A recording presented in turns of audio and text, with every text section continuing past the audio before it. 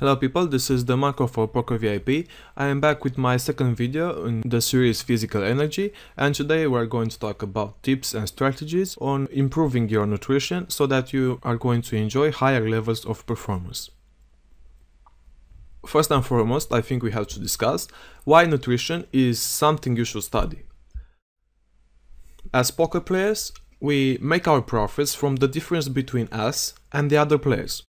All the factors influencing our performance are a bigger or smaller contribute to this difference.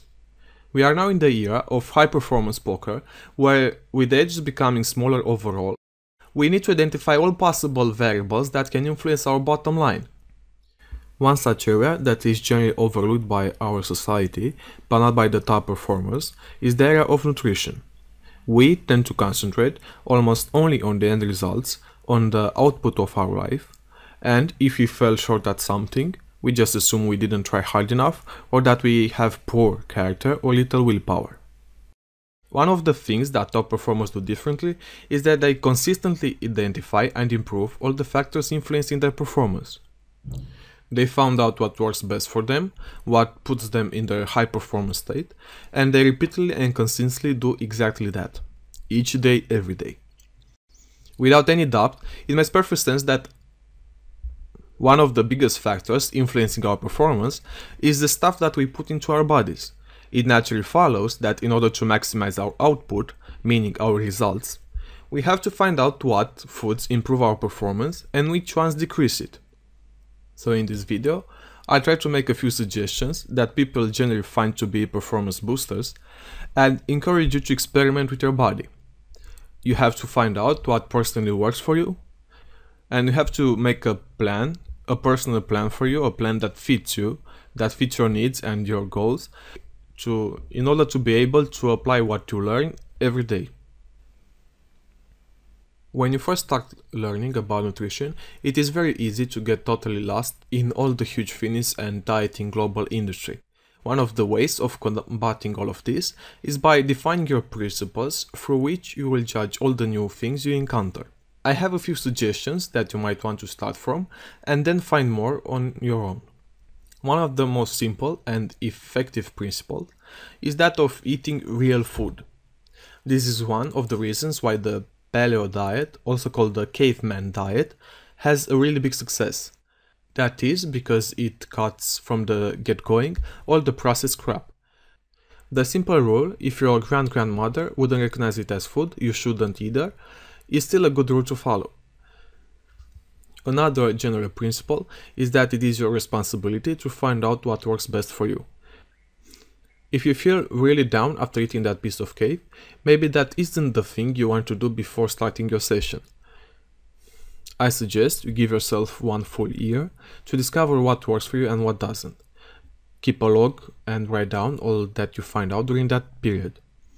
At the end, you'll know yourself so much better and have better confidence. Also, more importantly, you will know how to make yourself perform better. Define your principles and you'll have a decision-making frame to help you make better choices. First practical thing I want to present to you is the idea of when to eat during a day and how many meals. I don't know how many of you know about this, but the fact is that this constant feeding state is relatively new to our species. It is the byproduct of the overabundance of food that we have today. At no other time in history were we eating 3 meals a day and 2 free snacks, resulting in us eating at about every 3 hours. Maybe that if you feel hungry and tired after 2-3 hours from your last meal, you shouldn't fix that by feeding, but by eating something that does help you keep your energy up and steady for longer. The idea I want you to give a try here is that of eating all your food in an 8 or 10 hour period. For example, my schedule, each day I wake up at 7 AM and I have my first meal only at 1 PM. I then eat as much food as I want from 1 PM to 8 or 9 PM, and then I don't eat anything till next day at 1 PM. Using this schedule, I can have dinner with friends, but I also do what I think is biologically best for me. This way of eating is called intermittent fasting. It is great for mental clarity and weight loss, And it also helps with your concentration, because in the morning you don't have to worry anymore about what to eat. You can just wake up, have your cup of unsweetened coffee or green tea, and then get straight to work. This way of eating is also a great way of regulating your hormones, which usually are pretty much out of balance due to our modern lifestyles. One great resource about this fasting is the site leangains.com.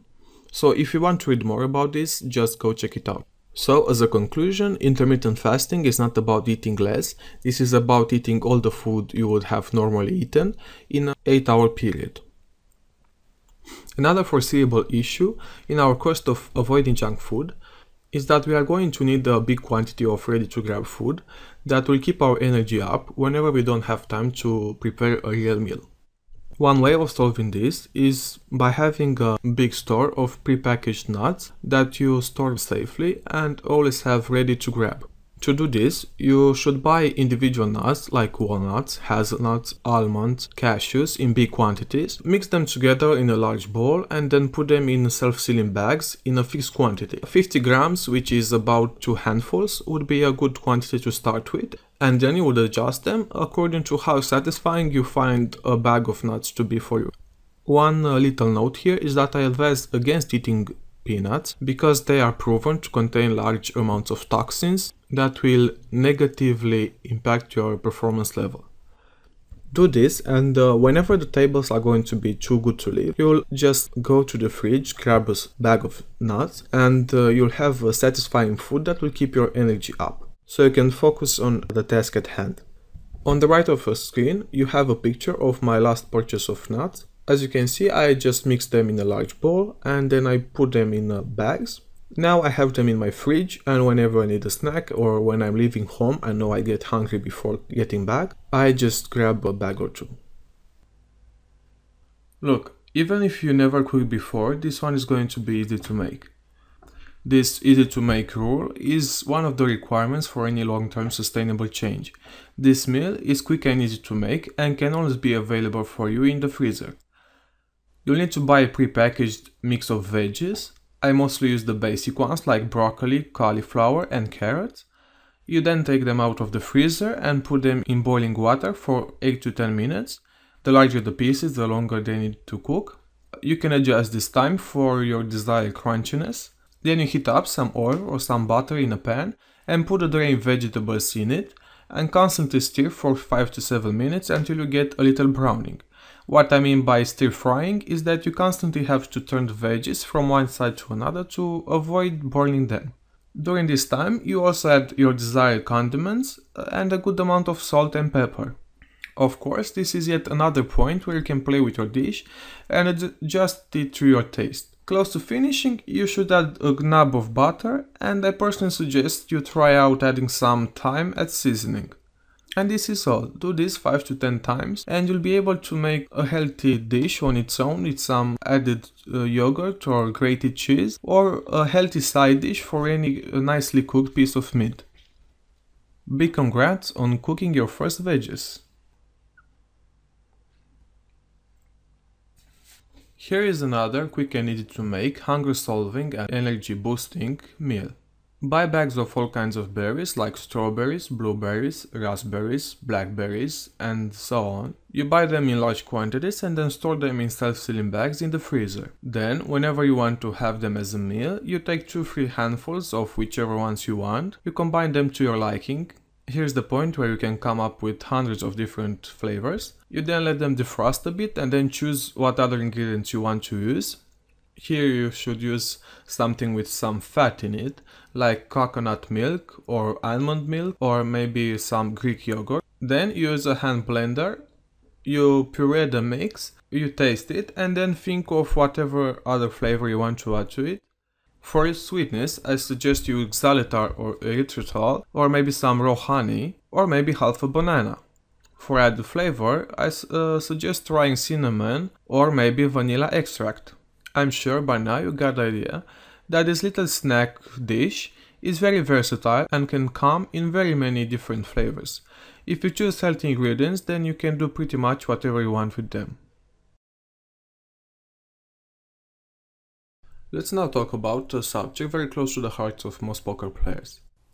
I know most of you wouldn't expect a video talking about healthy eating to discuss about drinking. As I previously said, this is not a diet video, this is about educating ourselves about one of the subjects that's a big factor in our energy levels and consequently accounts for our performance.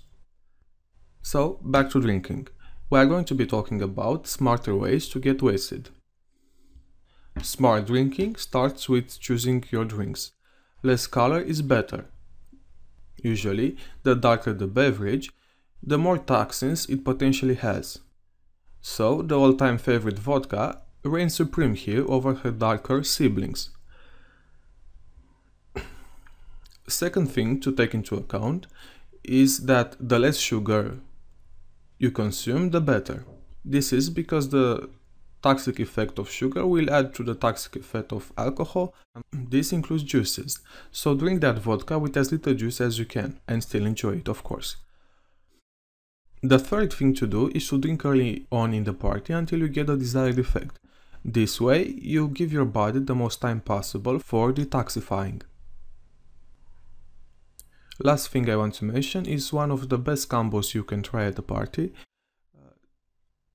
You start with tequila, you add some club soda and then some lime, and you end up with a drink that will get you wasted pretty rapidly. So this way you don't consume very large quantities of alcohol and you have no added sugar. So this is one of the best things about this combo. Also, the lime is going to help you with your recovery. Try implementing these tips at your next party and you will experience greater energy levels the day after. Another liquid very close to most people's heart is coffee. Because of this, I want to discuss a little bit about it.